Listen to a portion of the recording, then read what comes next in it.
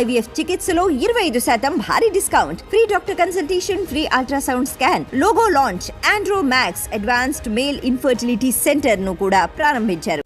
వరంగల్ కాకతీయ యూనివర్సిటీలో విద్యార్థినులకు పెను ప్రమాదం తప్పింది.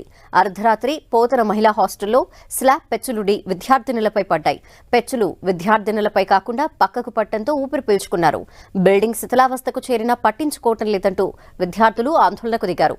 పోతన హాస్టల్ ఎదుట నిరసన చేపట్టారు. రిజిస్ట్రార్ మల్లారెడ్డి విద్యార్థినులకు నచ్చజెప్పే ప్రయత్నం చేసినా వినలేదు. అయితే విద్యార్థినులు రిజిస్ట్రార్ని బంధించే యత్నం చేశారు.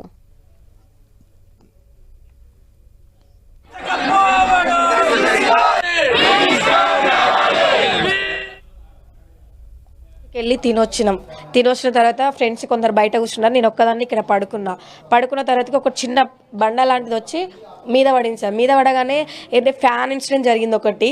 అదే ఫ్యాన్ పడుతుందేమో అని చెప్పి కొంచెం పక్క జరగానే ఈ బండ ఇట్లా సైడ్కి తాకింది.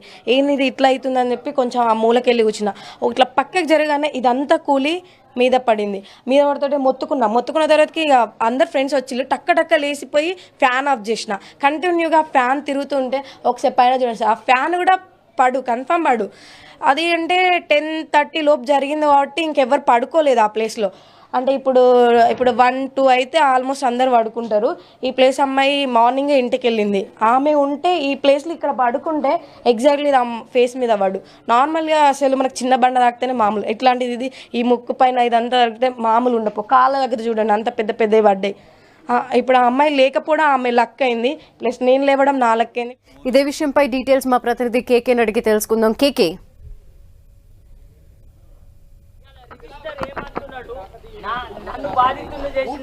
ప్రతిష్టాత్మకమైనటువంటి కాకతీయ యూనివర్సిటీ సమస్యలకు వేదిక అవుతున్నటువంటి పరిస్థితి ఉంది. తరచూ కాకతీయ యూనివర్సిటీ వివాదాలు నెలకొంటున్నాయి, విద్యార్థులకు ఆందోళనకు వేదిక అవుతున్నటువంటి పరిస్థితి ఉంది. రాత్రి అకస్మాత్తుగా కాకతీయ యూనివర్సిటీలో ఉన్నటువంటి పోతన హాస్టల్లో విద్యార్థినుల పైన అక్కడ ఉన్నటువంటి స్లాబ్ పైప్ కప్పు కూలడం, అంటే పెచ్చులు కూలడం వల్ల విద్యార్థులు ప్రాణాపాయం నుంచి తప్పించుకున్నటువంటి పరిస్థితి ఉంది. దానికి ఉన్నటువంటి ఫ్యాన్ కూడా కూలడంతో మొత్తంగా కూడా విద్యార్థులు ఒకవైపు ఆందోళన వ్యక్తం చేశారు. కేకలు అరుపులతోటి పెద్ద ఎత్తున బయటికి పరుగులు పెట్టాల్సినటువంటి పరిస్థితి వచ్చింది. అయితే ఈ నేపథ్యంలో హాస్టల్లో మొత్తం అసౌకర్యాలు అనేటువంటి ఏర్పాటు చేయడం వల్ల, అసౌకర్యాలు ఉండడం వల్ల కనీసం చదువుకోవడానికి ఇబ్బంది తలెత్తుతుందని చెప్పి వాళ్ళు ఆవేదన వ్యక్తం చేసి మొత్తం ఆందోళన చేశారు నిర్విరామంగా. అంటే నిన్నటి నుంచి కొనసాగినటువంటి విద్యార్థినుల ఆందోళన ఇప్పటి వరకు కూడా కంటిన్యూ అవుతున్నటువంటి పరిస్థితి ఉంది. నిన్న విషయం తెలుసుకున్నటువంటి యూనివర్సిటీకి సంబంధించినటువంటి రిజిస్ట్రార్ మల్లారెడ్డి, అదేవిధంగా ఇతర అధికారులంతా కూడా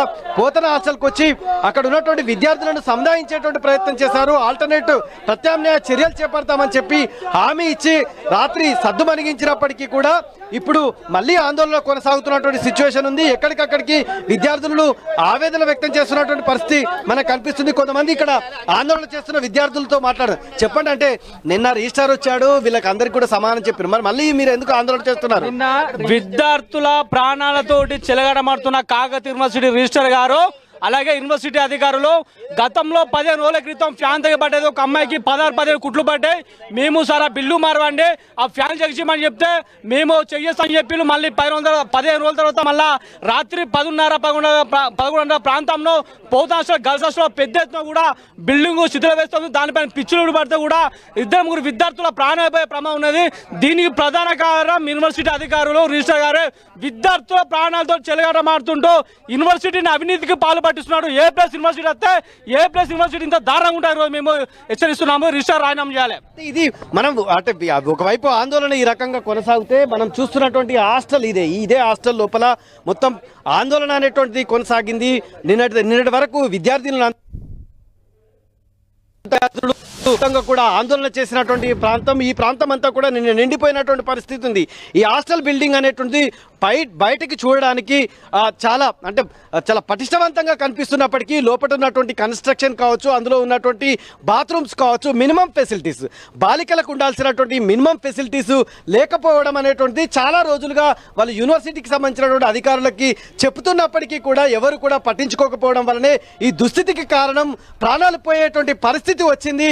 అధికారులు ఇంతవరకు కూడా పట్టించుకోవడం లేదనేటువంటి ఒక ఆవేదనను వ్యక్తం చేశారు. నిన్న ప్రాణాపాయ స్థితిలో నుంచి ప్రాణాలు అరచేతిలో పెట్టుకొని అర్ధరాత్రి ఆడపిల్లలంతా కూడా ఒక్కసారిగా కిందికి వచ్చి ఆవేదన వ్యక్తం చేశారు. దాదాపు పైనటువంటి కప్పు ఏదైతే ఉందో కప్పు ఒక్కసారిగా నిద్రిస్తున్నటువంటి స్టూడెంట్స్ మీద కుప్పకూలడం అనేటువంటిది వాళ్ళు జీర్ణించుకోలేనటువంటి సిచ్యువేషన్ లో ఉన్నారు. ఇదే పోతన హాస్టల్ లోపల ఆవేదన వ్యక్తం చేశారు. పోతన హాస్టల్ ముందు నిన్న కంటిన్యూస్ గా ఆందోళన చేశారు. రిజిస్ట్రార్ మల్లారెడ్డి అదేవిధంగా ఇతర అధికారులు వచ్చి హామీ ఇచ్చారు, ప్రత్యామ్నాయంగా వేరే బిల్డింగ్ అకామిడేట్ చేస్తామని చెప్పారు. దాని మేరకు నిన్న సద్దు మినిగినప్పటికీ కూడా ఇప్పుడు షిఫ్టింగ్ అధికారులు అంటే కొద్దిసేపటి క్రితమే మనం రిజిస్ట్రార్ మల్లారెడ్డితో మాట్లాడడం జరిగింది.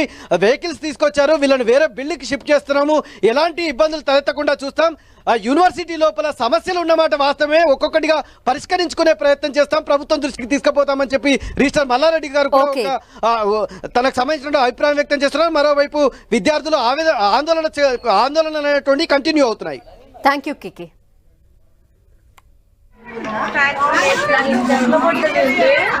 వాళ్ళ మీద పడుతుంది.